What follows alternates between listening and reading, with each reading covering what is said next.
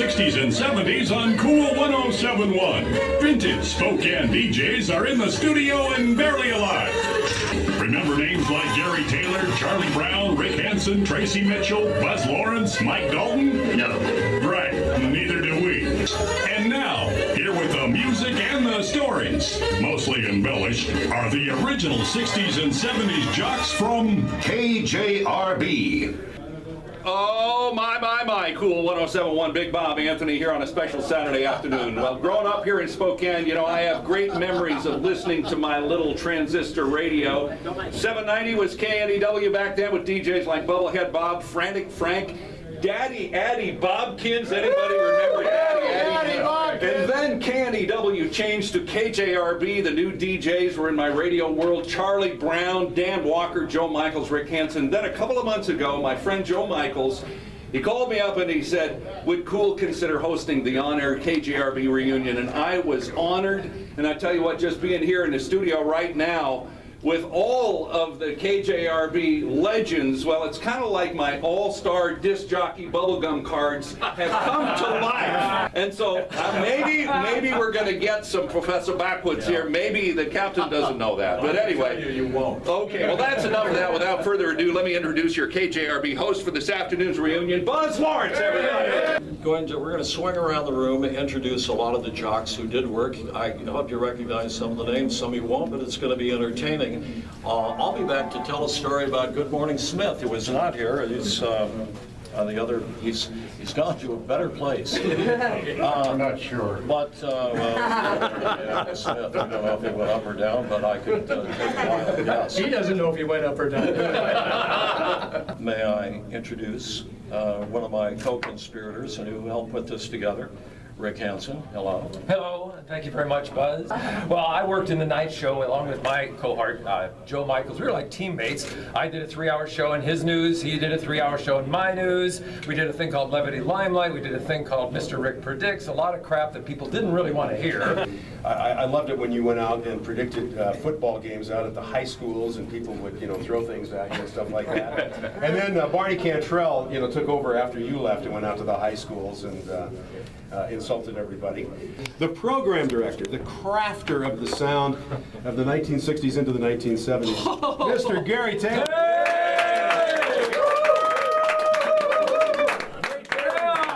Which teleprompter do I look at? Where do I begin?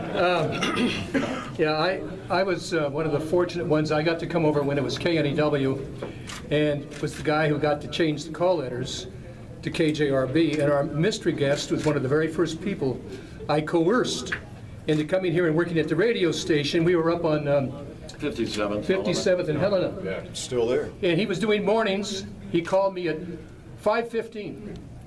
He'd been in from LA. Gary, there's cows outside my window. And he was an LA kind of guy. I have far too many of those. There's a lot of people. I could tell stories for hours, but I was fortunate in that I got to work with John, Buzz, as he was, Joe, Charlie Brown, Norm Gregory, Gary Shannon, Gary Spinell, Emperor Smith, who was Good Morning Smith, Chad Parrish. I'm forgetting some of the names, but almost all of the people. And I was really blessed in that we found some great people, and they were college kids or high school. Joe was in high school, West Valley. Yeah. He was 17 years old, and he started doing all nights for us. Kind of neat to find that kind of talent. Well, I don't know anything about 2014. I'm stuck in the 60s. I'm looking around the room, and we had teen fairs and Sunset West and all of those great things that happened back. I don't know if you have anybody in your audience who's old enough to remember slab dances. Oh, yeah. You remember them? Charlie Brown. Well, Standing right behind you. You want to introduce him? Charlie Or do you Brown. want to just hog the whole damn show? He was a student at Eastern. He came in on Buzz Lawrence's air check. I'm listening to Buzz. I was looking for a job. I hear this thing in the background, this funny guy, and I said, "Who's that?" He said, "That's L. Harvey Brown, the boy in the rain barrel." I said, "Have him send me a tape." And he went on to become one of the best morning men I've ever heard in my entire life. Absolutely. Ladies and gentlemen, Charlie Brown. Yeah! John put me in a rain barrel theoretically, and from there it was Bellingham, and then Spokane, and then Seattle. And I did not put you in a rain barrel. I had a girlfriend. Yeah, you had a girlfriend. It was me. But I owe a lot to John. He introduced me to the right people and helped me along to go the way that I went, and I love him for it. Oh, thank you very much. You want to introduce anybody? Bobby Mitchell is standing behind you. You got Ralph Cole, Bruce Buttermore. Well, then, I guess Butterfield. Yeah, that's right. Yeah. I left before you got here. I'm going to introduce Ralph Cole. Oh, yeah. After many years of not allowing KJRB in the Torchlight Parade, they decided one year that we, general manager, I think, talked the powers that be into letting us go. That was the same time Hot Rod Lincoln came out, and it turned out that a guy on the north side of Spokane actually owned the real Hot Rod Lincoln. So this thing hadn't run in 10 years. Me and another guy by the name of Ron Serradono, who's another motorhead, went ahead and put this thing together, got it running. By the way, Peter B. is the guy that saved my butt and got me another gig. Peter B. Hayes. Yeah, I was known as Peter B. Hayes when I was here in Spokane, 70 through 73. I went by Peter B. most of the time. What's your real name? I have forgotten. I had to use it. So many great memories of Spokane, but I remember our newsman, the very distinguished and capable Ross Woodward. Very dignified man. We were all in our early 20s. Ross was an older man, 45 maybe. Always wore a coat and tie. And he put up with all of us, and we gave him some respect. As a result, we didn't mess around with the news, and we had to read the news. The hell we didn't. Not when I was there. At least not too much. But we looked at him as one of the guys. You know, Ross had an interesting microphone technique. He wouldn't be up next to the microphone like this. He'd have the microphone almost inside of his mouth. You know, he sounded like the voice of God on the air, but off the air he was, "Hey, I'm Ross Woodward." Okay, hi, I'm Paul Freeman, and I was a baby disc jockey on KJRB in 1968-69. Gary Taylor hired me right out of Ogden's radio school. We had to get a first-class radio license. They wanted us to know what engineers knew, but we didn't know diddly. And so I was working the all-night show, midnight to 6, and then Lee Smith, who went on to become Emperor Lee Smith in Seattle, but he was a tightly wound kind of a guy. And, I was a kid, I didn't know anything, so he had me come over to his house one day because he wanted to sell me life insurance, which at 19 I didn't really need life insurance, so I didn't buy it, but he wanted to take my new GTO out for a spin. So I didn't know he was crazy, so I let him drive it, and he was going down 57th trying to run over cows and kids, and I thought I was going to die right there, actually. Yeah. What we're doing, we're introducing ourselves. And then if we can remember, we'll tell people when we worked at the radio station. And then you can billboard a little, you know, you can give a little headline like, "Hey, I have a really neat story I'm going to tell you a little later." Would you like to do that? Except I don't remember my name back then. Yeah, there are a lot of them. No, I was Bobby Mitchell, and my funny story is when I worked at KXLY, actually before Gary brought me over to KJRB, you were doing the all-night show at KJRB, and I'm at KXLY, and at about 3 o'clock in the morning, John and I had been, or Buzz, you are, we had been college roommates, and so we knew each other pretty well. So about 3 o'clock in the morning, when things really got boring, we would play the same record at the same time and synchronize it perfectly per beat. And we would also say exactly the same thing on the air. And so it was a lot of fun. I didn't know that. Gary Taylor. Couldn't spare a pair of headphones for an elderly disc jockey. By the way, I'll need a little extra wattage on them because of the fact that I'm deaf now, thanks to Hanky Panky and other great works of art over Let's the try years. the jingle overkill for Tom's amusement, maybe, and maybe blast a little into the studio just so everybody can relish in the Which moment. one? I can't see that. I was good, wasn't I, Gary? You were great, Tom. That away. Oh, you were world famous. Well, not yet. I was only famous. Yeah. I didn't get world famous till I got to Seattle, Pat. Tom famous isn't big enough for us. You know. How about world famous? And he went for it. And I did 9 to noon when I first came to Spokane. Charlie, of course, was 6 to 9. And about 9:10, I went out to get a cup of coffee. Well, there's enough room under the board and enough time to get the coffee. And Charlie, of course, had managed to get his body underneath the control board as I paraded down the hall. And What was he doing? that's coming. Is he lonely? Well, I proceeded to let the song die out, and I opened the mic, and right about that time, a fierce object, his right hand, I believe,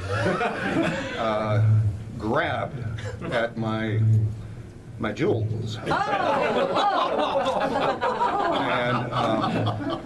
I wondered what the hell was going on. Is this what they normally do here in the big time? Hey, you know who is here that just drove cross-state and has a stellar career in Seattle is our pal Greg Herschel, who we haven't heard from. And it's your time, pal. He's a big-time newscaster. And I was wondering when you were going to get to the news people. Yeah, well, here you John. go. There you go. Somebody was mentioning Ross Woodward. I remember, I graduated from Gonzaga. I remember standing behind Ross Woodward in the newsroom as he did a newscast, standing right behind him, and I couldn't hear a word he said. That's right. Because he talked so quietly. I had a lot of respect for Ross. I have a lot of respect for these old 97 creme guys here who are finally acknowledging what the dominant radio station was. That's it? That's it. That's your story? I could tell more stories about Charlie, but those will go on and on and on. No. That's not your story about, well, at night we changed directional path. That's not a story. Well, that was a story. All right, let's do a story about Preparation H. What about the guy that impersonated you? Oh, well, that was a different deal. And then we kind of, why was he impersonating you? Well, because I don't have a clue. Because if anybody, he could have impersonated me. Why he chose me, but I was getting these phone calls at the radio station. Where were you last night? From who? From girls. Oh. And so I was home. Well, you were supposed to meet me last night. I met you at the bar. Well, I don't recall that. It ended up that this fellow was using my name to get dates. And so we went down to try to trick him.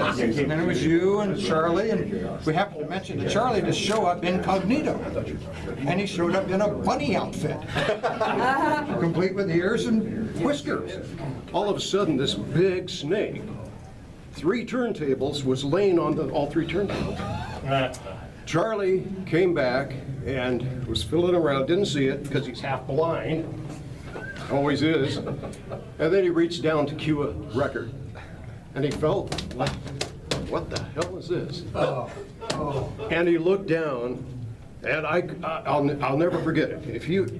He should have mentioned every 7 word that the FCC wouldn't allow, but he was on the roof, he was in the corner, he was shrieking like a little kid, he was just panicked like crazy, and here's Chris Murray just laughing his ass back behind the turntables. Now, this went on for about 3 minutes. He didn't want to, go up there and cue a record. He's just deathly afraid of snakes. And finally, you worked your way up there. We have it all on tape somewhere. I wish we could find it. I'm glad we can. But come here. You recall this, don't you? Barely. You don't want to? No, I don't want to. I saw this thing that looked like a big stick that was laying across there, and I didn't pay it much mind. And then I realized that what is a big stick doing there? And the next thing I know, the stick is sticking its tongue out at me. I'm scared the bejesus out of me. I thought I saw God. I was the most hated radio personality that ever played this market. Yeah. Why do you think that was? Well, because I was abusive, I was negative, I was destructive toward the listener. I was, still are. Well, yeah, and the thing is that now, that was 40 years ago. Yeah. And, now it's considered, just normal. I did football predictions, Yeah. okay? And what I did, and I did them in a very sarcastic and denigrating way to the teams and the players. But earlier, Gary Taylor, the program director, said he was very honored to be here with all these esteemed gentlemen. Well, I'm the exception. Well, I tracked you down, and I'm glad that you could be here, and I know that... I wonder if Doug has ever won anything else from the station. Did you ever I win? won, yeah, frequently. I was a lot. I won a cow. I don't know, Gary Taylor and You won a cow? The picture, well, they had the famous picture of, no, they had a portrait going around. It was one year you get a portrait of a cow, and I had that decorating my bedroom room for a long time. Taylor, are you serious? You gave away, as a program I think that was you, director, yes. you gave away a picture of a cow. Autograph. That was the award. Yeah, Autograph picture, wasn't it, Doug? Yes, it was. The cow. And you're the winner. They signed a cow at the bottom. You know. And you're the winner, really? I won one of those, yeah. Congratulations. On behalf of KJRB, congratulations. The two stations had different lengths of playlists. KJRB's was a fabulous 50, ours was the top 30. And so Steve West, where'd he go? Come in here. Steve also was he was the program director, but he had a lot of the music thing going at KJRB. And he and I were, when I did middays, we were opposite each other, which is how we met. So Steve decided he was going to play with my mind a little bit because I was trying to figure out what our top 30 should be. And all of a sudden on the Fab 50, I see this song that nobody's ever heard of. And we'd call the record stores, we'd get the requests, we checked what other stations were playing, and nobody was playing this song. So I just said, well, just forget it. So we kept looking at the requests, and this song kept climbing up on the Fab 50. And we were getting no requests. The stations, the stores, the record stores didn't even have it. So they were selling no records. But it got to like number 10. And I thought, you know, maybe I'm making a mistake. And so we put it into the rotation. The next week it was 50 and then it was gone. And years later I told Steve that story and I said, did you do that on purpose that way? And he said, yeah. That was the song. Actually, I think Gary was still doing slap dances. He asked us to kind of get it in the top 10 that they were coming to town. I had no idea what the record was. None whatsoever. Well, calm down now. Sometimes I get all uptight about, stuff that, who cares about anyway.